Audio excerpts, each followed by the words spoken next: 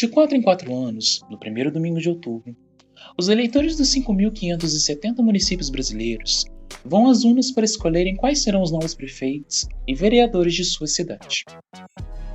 Na verdade, existem algumas exceções. Por exemplo, em Brasília não existe o cargo de prefeito. Já em Fernando de Noronha, existe o cargo do administrador da ilha, que é escolhido indiretamente pelos deputados estaduais de Pernambuco. Os noronhenses escolhem 7 conselheiros nas eleições gerais, aquela onde votamos para deputados, deputadas, governador e presidente. E a eleição desse ano não foi em outubro por causa da pandemia do novo coronavírus. Que essa pandemia mudou a vida de todo mundo é algo inegável. Se ela alterou até mesmo como as eleições são realizadas, imagina quais serão os efeitos dela nas propostas dos candidatos.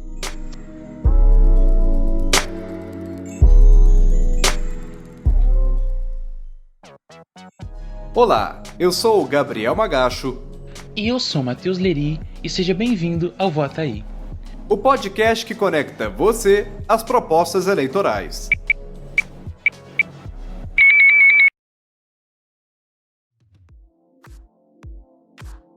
O tema do episódio de hoje é as eleições municipais no contexto atual. Esse é o segundo podcast de uma série de 7 episódios, que serão lançados até o fim das eleições, com temas de extrema importância quando o assunto é política. Faltam 26 dias para o primeiro turno das eleições para prefeitos e vereadores.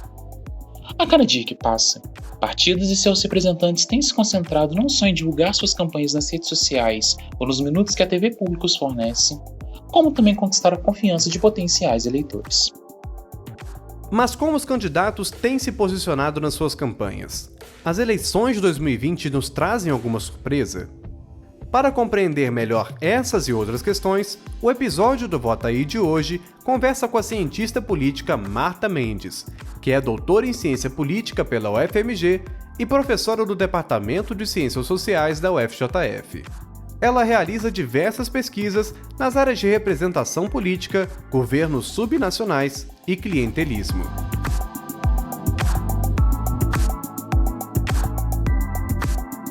Marta, no nosso primeiro podcast, nós conversamos sobre a relação entre as eleições e a democracia, além da atual conjuntura política do Brasil. Quando a gente fala de eleições municipais, você acha que muda alguma coisa? Há algo na eleição de um prefeito ou prefeita que é diferente da disputa para presidente ou governador? A eleição municipal, ela mobiliza os eleitores de uma maneira diferente, né? E isso tem a ver com justamente aquilo que está em jogo, né? A importância que os municípios têm, né, no nosso arranjo federativo, as responsabilidades dos municípios e os temas mesmo que circulam durante a campanha. São questões que são muito mais concretas, né, para os eleitores. A questão da saúde, o município é responsável pela atenção primária à saúde, né? Então, aquele primeiro atendimento, aquele primeiro contato, geralmente com o equipamento de saúde, se dá ali no nível municipal, com aqueles servidores municipais. A mesma coisa em relação ao ensino fundamental, à educação infantil, e outras coisas, né, sobre a própria organização da cidade, o uso e ocupação do solo, o transporte público, que a gente sabe que, né, a grande maioria da população faz um uso sistemático, então a qualidade do transporte é algo que afeta muito diretamente a qualidade de vida das pessoas. Então, eu acho que pela própria natureza, né, daquilo que constitucionalmente é assegurado aos municípios, é uma prerrogativa exclusiva dos municípios, eu acho que a eleição municipal ela tem um caráter, sim, peculiar, né? E o fato de que elas são separadas das eleições estaduais e nacionais, eu acho que permite que essa questão local ainda tenha um foco muito maior. Porque imagine se as eleições fossem todas juntas, como alguns propõem, né? Que espaço que a gente teria para essa agenda que é local, né? Provavelmente um espaço muito menor, porque as questões nacionais elas iam invadir, né, o processo. Então, o fato das eleições serem separadas abre esse espaço, né? Permite que o eleitor, a eleitora possa focar naquilo que é próprio do município, que é prerrogativa do prefeito, que é prerrogativa dos vereadores e que diz respeito a esses temas que têm um impacto muito direto na vida das pessoas, né? O Brasil é um país com a maior parte das cidades pequenas e com poucos recursos. Há uma ideia de que a política nesses locais funcionaria de modo clientelista, às vezes até significado menos democrático. O que você acha disso? Bom, eu tenho estudado o clientelismo há algum tempo e eu acho que é um termo que ele é usado de uma maneira muito vaga e geralmente com uma conotação muito negativa, ou para desqualificar o voto de certos grupos sociais. Enfim, eu acho que da maneira como geralmente ele é utilizado na mídia, ou mesmo no meio acadêmico, ele tem ajudado muito pouco a gente a entender as coisas. Eu acho que há uma confusão, por exemplo, entre compra de votos e clientelismo. A compra de votos, ela no Brasil ela é considerada ilegal, é uma prática que ela está restrita ali ao período das campanhas eleitorais, e a gente tem feito nos últimos anos vários esforços aí em termos de legislação para coibir a compra de votos. Ela ainda existe, ela ainda acontece, né? Mas existem muitas pesquisas que mostram que hoje, de uma maneira muito menos difundida e menos intensa do que antes. Inclusive porque vai se tornando cada vez mais arriscado esse tipo de prática, principalmente num contexto competitivo, se você tem um adversário que está ali esperando seu primeiro deslize para denunciar, para acionar as autoridades contra você. Agora, quando a gente fala de clientelismo, aí eu acho que é algo que extrapola o período eleitoral, né? É algo que acontece entre as eleições e que não é exclusividade do Brasil, é algo presente em muitas democracias e que eu acho que tem a ver com assimetria, né? Eu acho que sempre que a gente tiver cenários de assimetrias em relação ao acesso a recursos, a gente vai ter algum tipo de dinâmica clientelista, né? Que é aquela na qual o político ele entrega um benefício buscando condicionar esse benefício ao apoio político, ao voto, né? Ou ele entrega o benefício só para quem já votou nele, ou ele entrega o benefício para aqueles que prometem que vão apoiar, né? E aí existe um debate, né, muito grande em que medida que isso de fato funciona, já que o voto é secreto, né? A gente tem muita dúvida sobre a real capacidade dos políticos de monitorarem esse comportamento, né? Será que eles conseguem saber exatamente quem são os apoiadores e quem não são? E serem capazes de discriminar os benefícios? Então, existe muito debate em torno disso. Eu, pessoalmente, acho que e você está certo, né, na sua pergunta, geralmente o clientelismo está mais associado com municípios mais pobres, né? Não só com municípios mais pobres, com cenários de mais pobreza, mas com os pobres também, né? Aquela ideia de que os pobres, porque eles estão premidos por necessidades imediatas, né, e necessidades básicas ali insatisfeitas, que eles estariam mais dispostos a esse tipo de prática, que eles estariam mais dispostos a vender o seu voto. Primeiro que, se a gente olha para as pesquisas, a gente não tem conclusões inequívocas a respeito disso, de que os pobres são, de fato, mais dispostos para o clientelismo, né? Eu tendo a olhar com um pouco de crítica esse tipo de afirmação, acho que ele esconde, às vezes, um certo preconceito contra o comportamento eleitoral dos pobres, um certo estereótipo, tá certo? De que os pobres fazem escolhas subótimas, né? De que existiria uma menos racionalidade no comportamento eleitoral dos pobres. E eu tendo a achar que não são só os pobres que se engajam em relações clientelistas, mas eles admitem com mais facilidade que o fazem, porque isso para eles é a política do dia a dia, isso para eles é mais ou menos política, né? E outros, eu acho que talvez pessoas das classes de maior renda, né, teriam já algum problema para admitir, né, que se engajam nesse tipo de prática.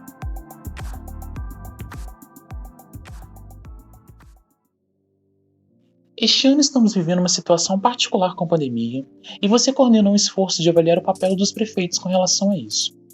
Quais os impactos que você acha que a pandemia e as posições dos prefeitos trazem para essa eleição?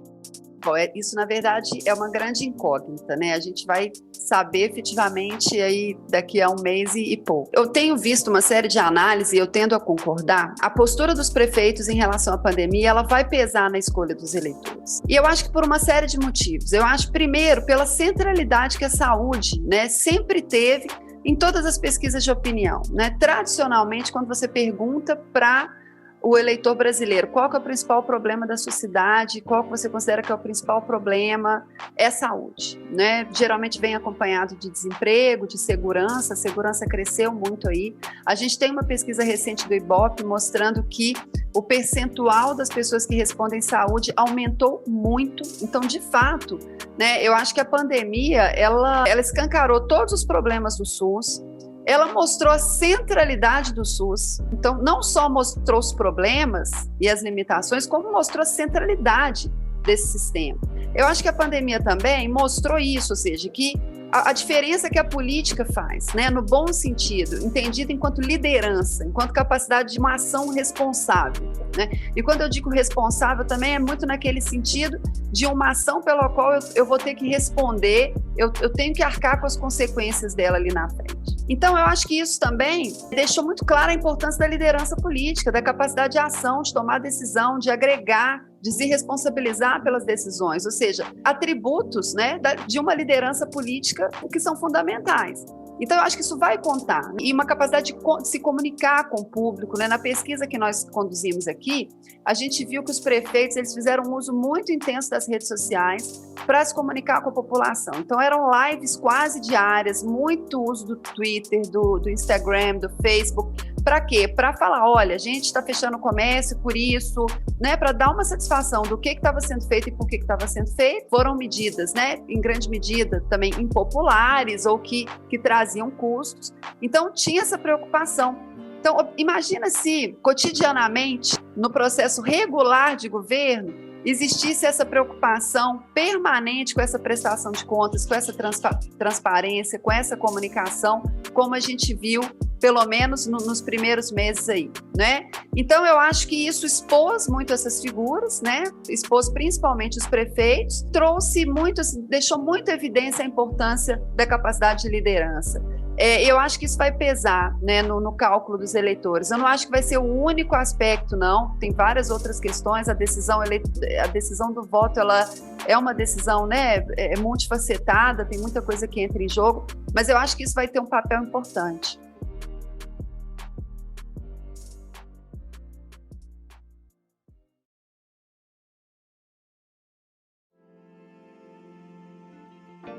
Ainda discutindo um pouco mais sobre as diferenças das eleições municipais e alguma das suas mudanças, convidamos agora o cientista político Jairo Nicolau, que é pesquisador do CPDOC e professor da Fundação Getúlio Vargas.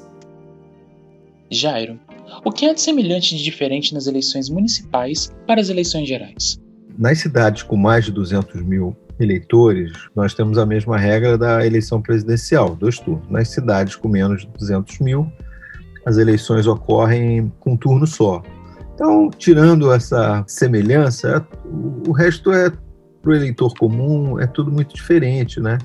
As eleições presidenciais, o eleitor nós temos pesquisas que mostram isso, né? Os eleitores foram aprendendo o que está em jogo na disputa presidencial, né? Enfim, a política econômica, a política internacional, a avaliação de um governante, de um projeto político que está em curso, é isso que está em jogo. Nas eleições locais, o que está em jogo são as questões centrais da cidade. O eleitor foi aprendendo isso também, né? Quando ele vai escolher um prefeito, ele não...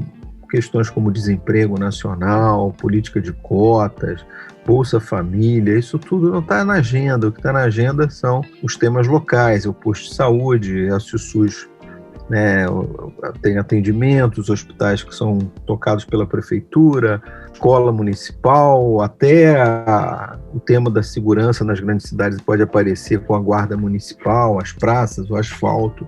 Então essa separação o eleitor já faz, né? Nas últimas eleições municipais, a gente viu algumas mudanças. Por exemplo, o PT perdeu muitas prefeituras e o PSL cresceu. Mas de lá para cá, algumas coisas mudaram, como a própria saída do Bolsonaro do partido. Qual você acha que é a tendência para esse ano? Do ponto de vista do eleitor, quais fatores poderiam ter incentivado ou não esse rearranjo entre uma queda do PT e uma ascensão do PSL? Nas eleições gerais, o PT até foi bem para a Câmara, né, dos Deputados, que é uma boa, a meu juízo, é o melhor termômetro que nós temos para medir a força de um partido nacionalmente. eleição para a Câmara. E o PT foi bem, perdeu no voto para o PSL, porque o PSL teve puxadores de votos impressionantes. Então, nacionalmente, o PSL superou o PT, mas o PT foi muito bem, né? Na disputa presidencial, aí sim, né? Um dos propósitos do meu livrinho era tentar mapear a votação do Bolsonaro em contraste com a votação do PT no segundo turno. E há muitas surpresas, há muitas continuidades, né? Tem um número que eu não mostro lá no livro, mas que vale a pena chamar a atenção: 40% dos eleitores do Bolsonaro votaram 4 anos antes na Dilma, né? Eu tento, não por esse indicador, mas por outros, mostrar que provavelmente uma parte do eleitorado bolsonarista foi um eleitorado petista, dilmista, até nas disputas presidenciais, até 14. Por que isso acontece e surpreende tantas pessoas? Porque o eleitor brasileiro não é um eleitor doutrinário, ideológico. Claro que há nichos que raciocinam assim no nosso mundo acadêmico, no mundo jornalístico, no mundo das pessoas mais informadas. Nós usamos o mapa esquerda-direita, mas pessoas comuns não usam. Sei lá, 60% dos eleitores, isso não faz nenhuma diferença. Eles são eleitores pragmáticos, estão avaliando o governo, gostam de um, não gostam de outro. Para eles não há grande contradição. Agora a eleição é hora de escolher alguém, um líder. Quem eu gosto é esse. Se o outro fazia bolsa, era de esquerda, e esse eu nem sei bem o que é, eu gosto do Bolsonaro, é hora dele. Estou simplificando um pouco, mas esse raciocínio mostra bem o que foi, né, o bolsonarismo em relação ao petismo. A gente tende a ver como mundos à parte, mundos apartados, mas há muita continuidade entre os dois movimentos.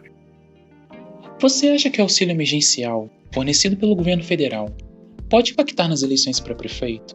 Se sim, de que maneira? É muito difícil imaginar que o eleitor faça o seguinte raciocínio: eu tenho um candidato a prefeito agora numa eleição local, a minha cidade tem buraco, a minha cidade tem um prefeito que eu não gosto, a minha cidade o sistema de transporte abandonado, na pandemia o prefeito foi péssimo, mas ele pertence ao PSL, que foi o partido do presidente que me deu os R$600. Eu acho que se nós tivéssemos agora uma eleição nacional, aí eu acho que o Bolsonaro nadaria de braçada, né? Porque ele capitalizaria muito o discurso do auxílio emergencial. Mas o auxílio emergencial é uma política de âmbito nacional que teve impacto para a avaliação bem-sucedida do presidente, mas a gente não tem um sistema partidário tão estruturado para o eleitor lá na ponta, na pequena cidade, falar: a PSL me deu isso, eu sou PSL aqui, independente do prefeito.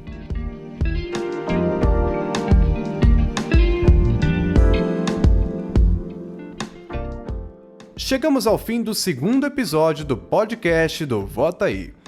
Gostaríamos de agradecer a você que nos acompanhou até aqui, aos entrevistados e aos colaboradores do projeto. Lembre-se que seu voto faz a diferença e contribui para a democracia. Não se esqueça de seguir o Vota Aí nas redes sociais e de visitar o nosso site. Ficamos por aqui e até o próximo episódio.